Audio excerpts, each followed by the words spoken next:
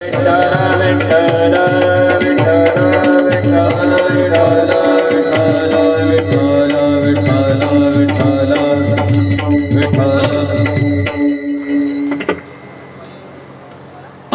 रुक्मिणी प्राण संजीवनन्तं परमधाम कैवल्यमेकं तुरीयं प्रसन्नं प्रपन्नार्तिहं देवदेवं परब्रह्मलिङ्गं भजे पाण्डुरङ्गं पांडुरंगा पांडुरंगा करो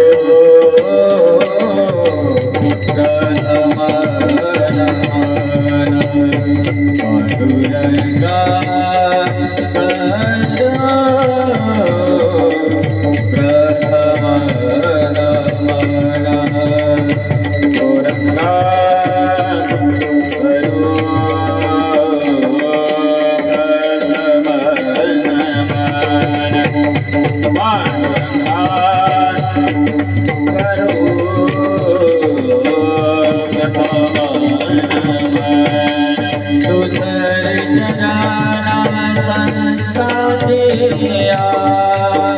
दुसरे चरण सताजिया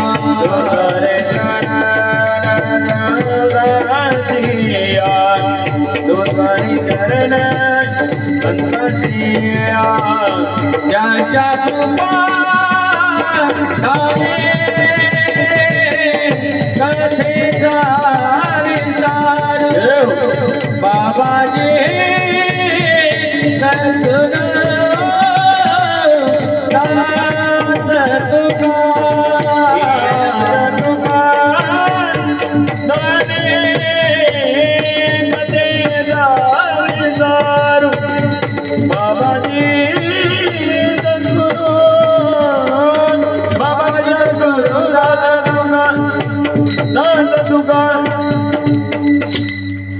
पांडुरंगा करू प्रथम नमन दुसरे चरण संतांच्या त्यांच्या कृपादाने कथेचा विस्तारू बाबाजी सद्गुरु दास तुका अलंकापुरी रम्य सिंहासनस्थं पदांबुज तेजस्वर दिक्प्रदेशं युधींद्रादिदैवस्तदास्तु यमानं समाधिस्थमूर्ति भज ज्ञानदेव ओम नमो ज्ञानेश्वरा करुणाकरा दयाळा तुमचा अनुग्रह लाधलो पावन झालो चराचरी नमो ज्ञानेश्वरा निवृत्ती उदारा सोपान देवा मुक्ताबाई नमो त्रिभुवन पावनी आंतत्रय जननी देवांची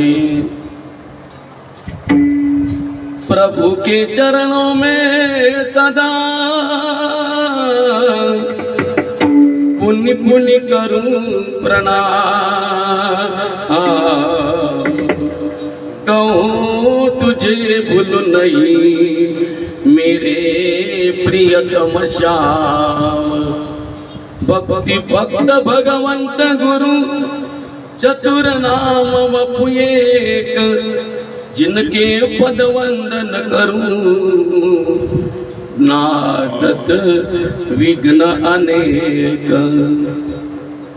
प्रथम ही गुरु को शीत नमामि हरि चरणों में ध्यान लगाऊं मंगल भवन अमंगलहारी द्रववतु दशरथ अजीर बिहारी सीताराम चरित अति पावन मधुर तरस मनु अति भावन पुनि पुनि कितने हो सुनी सुनाई दिल की प्यास बुझत न बुझाई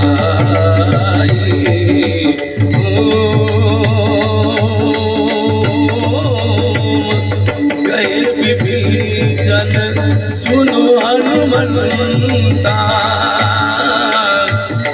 राम कृपा बिन मिले नहीं संसार राम सिया राम जय जय राम राम सिया राम जय जय राम हे राम सिया राम जय जय राम राम सिया राम जय जय राम। सच्चिदानंद रूपाय विश्वोत्पत्त्यादि हेतवे तापत्रय विनाशाय श्रीकृष्णाय वयं नमः कृष्णाय वासुदेवाय हरये परमात्मने निगम कल्पतरोर्गलितं फलं शुकमुखाद अमृतद्रव संयुतं पिबत भागवतं रसमालय मुहुरहो रसिका भुवि भावुका चुरा चुरा कर माखन खाया गौलन कानंद कुमर कन्हैया काहे पराये दिखावत मोही जानत हूँ प्रभु पना तेरा सबही। प्रस्तुत कीर्तन रूपी सेवेकरिता म्हणून दाखवलेला अभंग, म्हणून दाखवलेली गवळण जगद्गुरु श्री संत तुकाराम महाराज यांचे धाकटे बंधू असणारे कान्होबा महाराज यांचा 4 चरणांचा अभंग सेवेकरिता घेतलेला आहे। सज्जन हो, जगद्गुरु श्री संत तुकाराम महाराज बघा, हे 3 बंधू होते, तर त्यांच्या तिघांमध्ये सर्वात थोरले बंधू जे होते सावजी महाराज, त्यानंतर मजले जे होते ते तुकाराम महाराज, जगद्गुरु श्री संत तुकाराम महाराज मधले बंधू, त्यानंतर सर्वांमध्ये धाकटे जे होते ते आपले आजचं जे गवळण घेतलेली आपण सेवेकरिता भगवान श्री कृष्ण कन्हैया यांच्या चरणी समर्पित करण्याकरता जी गवळण तुमच्या समोर मी म्हणून दाखवलेली आहे, त्या गवळण ज्यांनी लेखन केलेलं आहे त्या गवळणचं, तर ती गवळण लिखाण करणारे आमचे हरिभक्त परायण कान्होबा महाराज तुकोबरायांचे छोटे बंधू, धाकटे बंधू। तर अभंग कान्होबा महाराजांचा आणि अभंगातील प्रतिपाद्य विषय असा आहे, जगद्गुरु श्री संत तुकाराम महाराजांचे धाकटे बंधू असणारे कान्होबा महाराज या गवळणच्या द्वारे रूपक करून सांगता की बाबा हो, त्या भगवान परमात्म्याने गोकुळामध्ये अवतीर्ण होऊन जे जे काही केलं तर ते त्याचं दिग्दर्शन या गवळणमध्ये सांगताय। काय काय केलं तर आपण बघणारच आहे, परंतु अभंगाचा भावार्थ बघण्याच्या अगोदर तुम्हाला जरी ज्ञात असलं 7 दिवसापासून काय चाललं होतं ना, 8व्या दिवशी आपलं काल्याचं कीर्तन हे तुम्हाला ज्ञात आहे, ज्ञात जरी असलं, माहीत जरी असलं, परंतु वक्ता या नात्याने सांगणं माझं कर्तव्य आहे।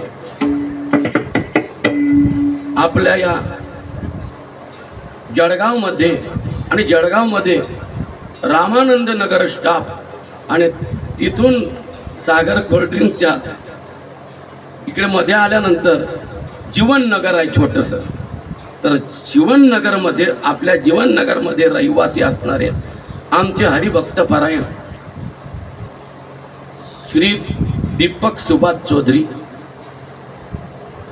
आणि त्यांच्या मातोश्री हरिभक्त परायण श्रीमती सुलभा सुभाष चौधरी आणि ते दीपकां जे आहे त्यांची अर्धांगिनी असणारी आमची कोमल हरिभक्त परायण कोमल यांनी देखील सासऱ्यांच्या ऋणातून मुक्त होण्याकरता, आणि बघा दुहेरी हा योग आहे बरं, आणि पतिदेवांच्या ऋणातून मुक्त होण्याकरता आमच्या सुलभाताईंनी या श्रीमद भागवत पुराणाचं आयोजन केलेलं होतं, आणि आपल्या पित्याच्या ऋणातून मुक्त होण्याकरता हरिभक्त परायण दीपक सुभाष चौधरी यांनी या श्रीमद भागवत महापुराणाच्या कथेचं आयोजन केलेलं आहे, आणि सर्व त्यांचा चौधरी परिवार.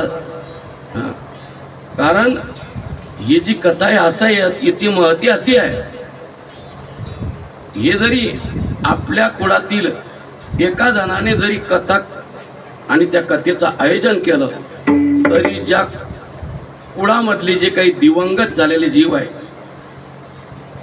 वारलेले जीव, त्या सर्वांना मोक्ष देणारा हा श्रीमद भागवत महापुराण आहे. म्हणून सज्जन हो, दुहेरी योग असा आहे की आमचा हरिभक्त परायण चिरंजीव योक्षित याचा वाढदिवसानिमित्त, योक्षितच आहे त्याचं ना, यक्षित, यक्षित दीपक चौधरी, तर याचा आजचा वाढदिवस म्हणजे दुहेरी योग आहे. जसं दूध गोड असतं का नाही, परंतु असं प्याल्यानंतर ते गोड असतंच. कारण हे पहा, दूध पवित्र आणि गोड, पासी त्वचेची आड, परिती आवेरुनी गोचिड, अशुद्ध काय न घेती किंवा सेविती. ज्ञानोबाराय म्हणतात दूध पवित्रच आहे परंतु गोचिड आहे. गोचिड दूध सेवन करतो का, पण लागलेला असतो गाईच्या कासला, म्हशीच्या कासेला. आता दूध त्याच्यापासून किती काही दूर आहे का, परंतु जवळच आहे. परंतु त्या गोचिडाला ते समजत नाही, तो रक्तच सेवन करतो. आणि दूध मात्र सेवन करीत नाही.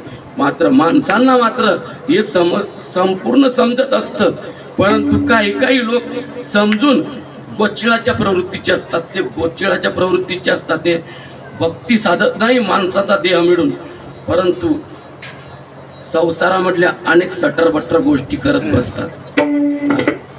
अनमोल किमतीचं ह्या मनुष्य शरीर आहे, याची किंमतच होऊ शकत नाही. भारोभार पैसा दिला तरी देवाने हे आपल्याला फुकट दिलाय म्हणून याचा अर्थ आपल्याला कळत नाही. तुम्ही भारोभार पैसा देऊन जर तुमचा एक पाय फ्रॅक्चर झाला तर डॉक्टरला तुम्ही सांगून द्या की देवाने जसा दिला होता तसा करून द्या, होतो का पहा बर तुम्ही. किती जरी पैसा लावला ना तरी चांगला भारी ॲक्सिडेंट झालेला असला तर माणूस असा करतो का, हो तुम्ही ते सरळ चालत होते ना, हे असं काय करता म्हणे. म्हणजे असं झालं होतं. म्हणून देवाचं दिलेलं जे आहे ते ओरिजिनल, त्याची बरोबरी पुन्हा आपण जर किती पैसा लावला तरी आपण करू शकत नाही. म्हणून सज्जनो, या अभंगामध्ये जगद्गुरु श्री संत तुकाराम महाराज यांचे बंधू असणारे कान्होबा महाराज सांगतात, ते म्हणजे भगवान परमात्म्याचं अगोदर जन्म पहिले करावा लागेल आपल्याला. कारण देव जन्माला आल्याशिवाय देवाचं चरित्र आपल्याला बघता येईल का. गोकुडी आनंद झाला रामकृष्ण घराला, गोकुडी आनंद झाला रामकृष्ण घराला, गोकुळी आनंद झाला रामकृष्ण घराला, गोकुळी आनंद झाला रामकृष्ण घराला.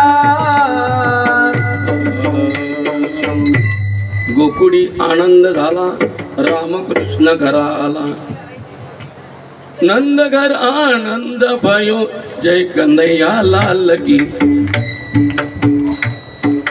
हाथी दिनो घोड़ो दिनो और दिनो पालकी, नंद घर आनंद भयो जय कन्हैया लाल की, नंद घर आनंद भयो जय कन्हैया लाल की. हाथी दिनो घोड़ो दिनो और दिनो पालकी, यशोदा को लालो भयो जय कन्हैया लाल की, यशोदा को लालो भयो जय कन्हैया लाल की. कृष्ण कहने से कृष्ण कहने से तर जाएगा, पार भव से उतर जाएगा. कृष्ण कहने से तर जाएगा, पार भव से उतर जाएगा, पार भव से उतर जाएगा. कृष्ण कहने से तर जाएगा, पार भव से उतर जाएगा. बाण भवसे उतर जाईया. नंद बाबाच्या घरी बघा, भगवान परमात्मा अवताराला कुठं आला तुम्ही कथेमध्ये ऐकलंच आहे, परंतु या कीर्तनमध्ये देखील काल्याच्या कीर्तनाचा विषय असा आहे. बघा, आपलं हे जे आतापर्यंत आपले 7 दिवस श्रीमद भागवताची कथा आपण ऐकली आणि आजचा हा 8वा दिवस जो असतो, तर आपल्या वारकरी संप्रदायामध्ये असा दंडक आहे आपल्या वारकरी संप्रदायाचा की सप्ताह 3 दिवसाचा असो, 5 दिवसाचा असो, तर किंवा तो 7 दिवसाचा असो, 8व्या दिवशी त्याचा काला, 15 दिवसाचा असला तरी देखील त्याचा काला, म्हणजे काल्याच्या कीर्तनाने त्याची परिसांगता होत असते, समाप्ती होत असते. आणि महिन्याचा असला तरी काल्याच्या कीर्तनाने, आणि वर्षाचा असला तर, कारण वर्षाचा आता ज्यावेळेला तुकोबारायांना 400 वर्ष झाले होते, त्यावेळेला चतुशताब्दी ज्ञानोबारायांची त्यांना 750 वर्ष झाले, 700 वर्ष झाले होते, तेव्हा देखील त्यांचे वर्षभर सप्ते झाले होते. बघा, ज्ञानोबारायांच्या मंदिरामध्ये हा सप्ताह संपला या गावचा की दुसरा सप्ताह, असे 12 महिने सप्ताह होत होते आणि प्रत्येकाचा कालावेळ सप्ताह संपला म्हणजे व्हायचा. परंतु वर्ष झाल्यानंतर देखील सप्ताह होताच ना, त्यावेळेला काला देखील काल्याच्याच कीर्तनाने त्या वर्षभराच्या सप्त्याची परिसांगता करण्यात आलेली आहे. बघा, म्हणजे आपल्या वारकरी संप्रदायाचा असा नियम आहे, आपल्या साधू संतांनी असा दंडक घालून दिलेला आहे की सप्ताहाची परिसांगता, सप्ताहाची समाप्ती ही काल्याच्या कीर्तनानेच होत असते. हां, बघा, मंडप तुम्हाला किती मोठे मोठे सापडतील हो, आणि त्याच्यामध्ये मोठे मोठे कलाकार सापडतील, पण आपला हा काकडा हे उत्तर प्रदेशामधले आपल्याकडे येताना मोठे मोठे मंडप असतात त्यांचे, मग ते तुम्हाला ते शिवरचे बाबा का असता, परंतु त्या मंडपामध्ये काकडा सापडणार नाही तुम्हाला, त्या मंडपामध्ये तुम्हाला हरिपाठ सापडणार नाही. तर आपल्या या वारकरी सांप्रदायिक जे वैष्णव आहे, वारकरी आहे, त्यांच्याच जिथं कथा चाललेली आहे, सप्ताह चाललेला आहे, तिथंच काकडा, हरिपाठ, कीर्तन आणि शेवटी काल्याचं कीर्तन देखील त्याच मंडपामध्ये होत असतं. मग आपल्या वारकरी संप्रदायाचा हा जो नियम आहे हा अबाधित आहे, याला दुसरी तोडच नाही, बरोबरीच नाही. परंतु आपण काय फक्त मोठे मंडप पाहून, बापका पाहून आपले लोक तिथं गर्दी करत असतात. याला फार महत्व आहे वारकरी संप्रदायामध्ये. म्हणून सज्जनो, आजच्या जे सेवेकरता जी कवडण घेतलेली आहे, कान्होबा महाराज सांगताय, ते रूपक असं करताय की गोकुळामध्ये भगवान परमात्मा अवतीर्ण झाले हे तुम्हाला माहित आहे, वृंदावनामध्ये गेले हे देखील तुम्हाला माहित आहे, परंतु तिथून भगवान परमात्मा मथुरेमध्ये गेलं हे देखील तुम्ही ऐकलेलं गेले असं. कारण अक्रूर काका आला आणि तिथं कौसाचा वध झाल्यानंतर भगवान परमात्मा तेव्हापासून बलराम दादा आणि भगवान श्रीकृष्ण कन्हैया कुटरात होते मथुरेमध्ये. परंतु ज्या वेळेला कौसाचा वध झाला ना, मग जरासंधाच्या त्या कन्या होत्या अस्ती आणि प्राप्ती, त्यांनी जेव्हा जाऊन सांगितलं की बाबा तुमच्या जावयांना आमच्या नंदीचा जो कार्टा आहे श्रीकृष्ण आणि बलराम यांनी तुमच्या जावयाचा वध केला. त्यामुळे तुम्हाला माहित आहे, तुम्ही कथानक सर्व ऐकलेलं आहे श्रीमद भागवतामध्ये, शक्यतोवर कथानक पूर्ण सांगण्याचा प्रयत्न मी केलेला आहे. तर त्या जरासंधाने आपल्या मुलींनी सांगितल्यानंतर श्रीकृष्ण आणि बलराम यांना मारण्याचा प्रयत्न केला. 23 अक्षोहिणी सेना घेऊन तो मथुरेवर चाल करून गेला, परंतु युद्धामध्ये 17 वेळा पराजित झाला. किती वेळा? 17 वेळा पराजित झाला.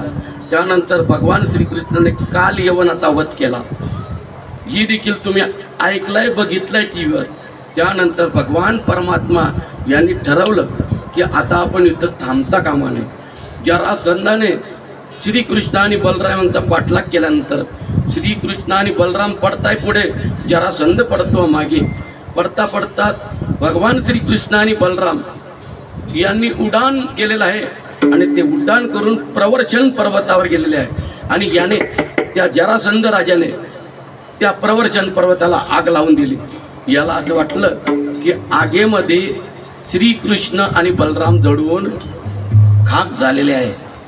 परंतु श्रीकृष्ण आणि बलराम समुद्रामध्ये गेले आणि समुद्र पोहून, कारण त्यांना काय शक्य नाही, भगवान परमात्मा होते, साक्षात भगवंताचे अंश अवतार होते. समुद्र पोहून जिथं विश्वकर्माने ती द्वारका नगरी रचलेली होती, किंवा द्वारका नगरीमध्ये जाऊन तिथले भगवान श्रीकृष्ण परमात्मा यांना अभिषेक झालेला आहे. आणि भगवान परमात्मा काय बनले तिथले, गड्यांनो राजगिरे झाला, गड्यांनो राजगिरे झाला, कृष्ण सिंहासनी बैसला, कृष्ण सिंहासनी बैसला, कृष्ण सिंहासनी बैसला.